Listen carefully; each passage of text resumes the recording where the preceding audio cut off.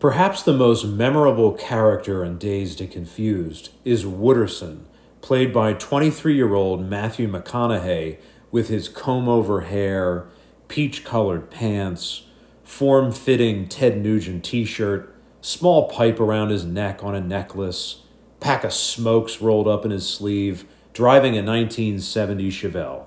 The line he speaks about high school girls is certainly the most quotable line of the entire film. The writer-director Richard Linklater intended for Wooderson to be an older guy, meaning a guy who graduated high school some years earlier, but still hangs around the high schoolers with some regularity. He is a young adult whose life sadly peaked in high school when he was a starting football player, had the cool car, and got all the girls. Back then, he was the epitome of cool. But now he is employed likely in a menial role with the local government, working for the city, as he calls it. Wooderson considers attending junior college, or what in today's America is known as community college, because that is where the girls are. Not because he has an intended career path in mind that could start with college courses, but simply because that's where the young chicks are. Guys his age have begun to establish themselves in a career, already have an education or trade, maybe seriously dating someone and looking to settle down. But not Wooderson. He is still trying to party and chase girls. Given this background, Linklater hoped to cast a guy who wasn't good looking, who the viewer would see and recoil slightly, like, who is this creep? Is he really still trying to hang out with high schoolers? What did he just say about high school girls? Ew. Rick initially didn't want to cast Matthew because of how good he looked. Rick said to him, "You aren't this guy." Matthew responded, "I'm not this guy, but I know this guy." McConaughey brought something wholly different to the character. The audience accepted him more because of his good looks, and the delivery of those creepy lines had much more of a comedic tone than a predatory one. Dazed has a large ensemble cast. Many of the actors might blend together on first viewing, but McConaughey as Wooderson was a character that you couldn't forget. The casting process for any film involves seeing many actors for very few parts. There is a lot of rejection. Hundreds of actors may audition for one role, but only one actor gets the part. How does anyone get the part? Talent, luck, and the right place at the right time? The real answer is a mystery. In Matthew McConaughey's case, it was all of these things, but also his very calculated planning, as well as his incredible social ability. Matthew's mother was a kindergarten teacher and former beauty queen. His father was drafted by the Green Bay Packers in 1953, but never ended up playing a game. The father had a pipe company that supplied the oil and gas industry in Texas. There were two other McConaughey boys. Pat was adopted and was 6 or so years older than Matthew, and Rooster, yes, like the chicken, was even older than that. The McConaugheys were all a bit odd. The parents married, divorced, married a second time, then divorced a second time, only to then marry for a third time. Wow. They were all attractive people, too. Matthew was a very good student. His family encouraged him to study law. His original idea was to attend Southern Methodist University in Houston, but the oil industry in Texas was suffering in the late 80s, severely affecting the family business. For financial reasons, Matthew attended University of Texas in Austin. Had he gone to SMU, he wouldn't have been in the movie. We'll find out why later. He was a liberal arts student hoping to make it into law school after graduation. Halfway through his undergrad, Matthew was wrestling with the idea of becoming a filmmaker because he loved to tell stories. Film would be an appropriate way to do that for him. He finally mustered up the courage to break it to his parents. He did so, and they supported him. But this change of major delayed his graduation. Matthew was 23 during the filming of Dazed and Confused, and still had senior year of college to finish after production. The film school at UT was small and highly selective. McConaughey brought a 3.5 GPA and a different way of seeing the world, as his interviewers at the school could see in him when they spoke with him. He was accepted. The film students were artsy goth kind of people, whereas Matthew was a preppy frat boy kind of guy. He still made friends and was accepted in social circles amongst his classmates. In their film projects, they all used each other as actors.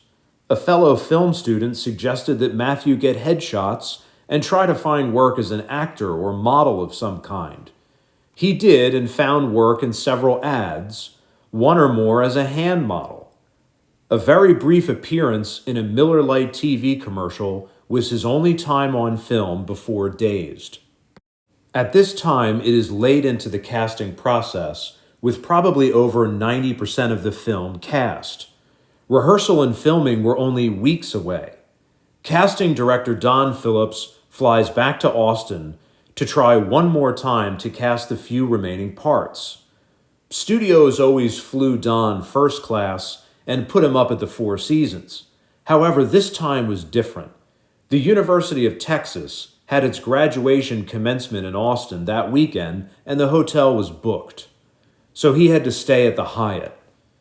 Phillips would be in town all week finishing up the casting. The first night he was there, he got hammered at the bar, telling the bartender what he was doing in town. McConaughey was dating a really good-looking waitress who worked at that bar. Some time ago, she had introduced that bartender to Matthew, and the two really got along. McConaughey and the girlfriend would hang out at the bar regularly, as they would get free drinks there. The bartender allegedly called Matthew about this casting director being in town and to come down quick. However, McConaughey denies this.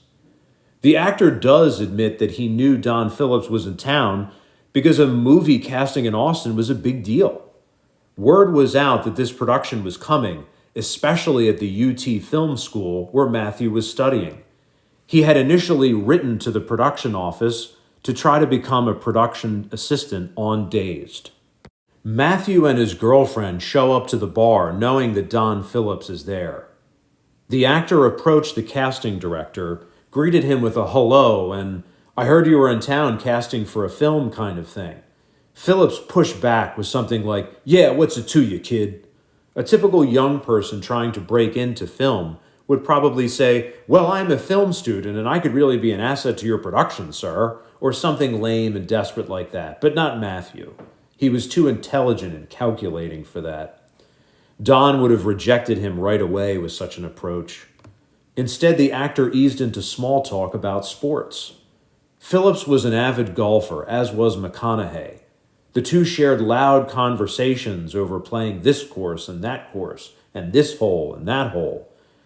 After a couple hours, Matthew sent his girlfriend home. He and Don got kicked out for being too crazy, given they were reenacting their time on golf courses by swinging their arms as if they were holding a club. The party continued in Don's room for a while. At somewhere around 4 a.m., the two caught a cab to Matthew's place. En route to McConaughey's college rental, Don asked if Matthew had ever done any acting. He responds, "A little." The casting director says, "Great. If you're interested, there is a little part that you might be good for." He instructed the actor to come to a certain address in the morning, which at this point meant a few hours from now, and pick up a script that would be waiting for him. They arrived at the rental to scour the place for more liquor. The roommates were jostled awake from all the clatter. They were surprised to find some intoxicated old guy in their house partying with their 23-year-old college roommate. Matthew explained who Don was. The casting director declared he'd make Matthew a star. Sure enough, in the morning, McConaughey reported to the address to pick up the script, which was indeed waiting for him with a note from Don explaining the role in question was Wooderson. The two would be in touch to follow up. Sometime later, there was a meeting with Richard Linklater, the writer-director of Dazed, in which Matthew read for Wooderson. As explained earlier, the young filmmaker was hesitant at first to follow through with the casting. Then Matthew transformed into the character right there. Linklater was very impressed and welcomed McConaughey to the cast.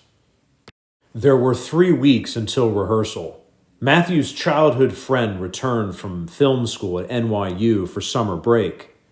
The two rehearsed Wooderson's lines, which at that point were only 2.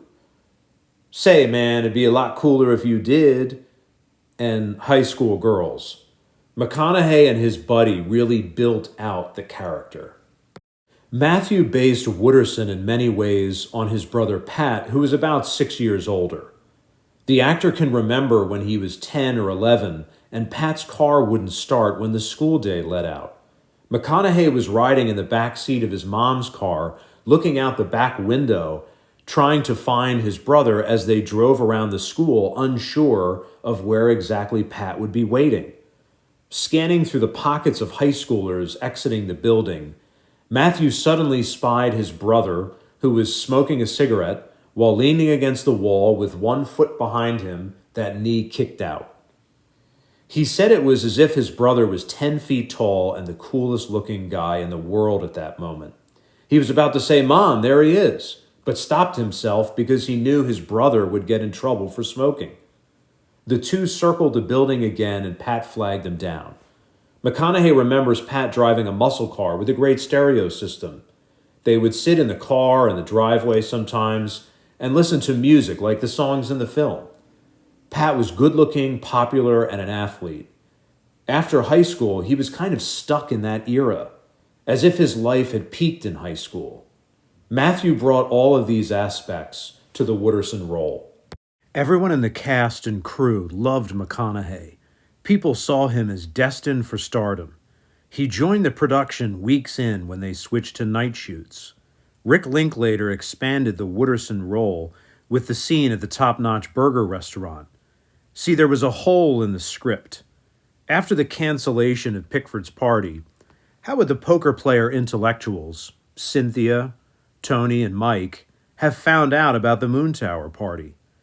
Linklater decided to quickly write a scene in which Wooderson would see the red-headed Cynthia and invite her to the party. That was the first scene Matthew was in. Very sadly, 2 days into McConaughey working on set, his father died of a sudden heart attack. The whole family was devastated by the unexpected loss. Matthew went home for 1 day for the funeral and made the decision to come back right away because he felt it was what his father would have wanted. The scene on the athletic field where Wooderson gives the LIVIN speech was written by McConaughey. The Kevin Pickford character, played by Sean Andrews, was supposed to give some kind of speech, but the particulars weren't worked out. That actor was very difficult during production and was not fired, but quit with a mutual understanding from Rick, the director, that it was time for him to go. Matthew was referencing in that speech what his father would have wanted. Just keep on living. LIVIN.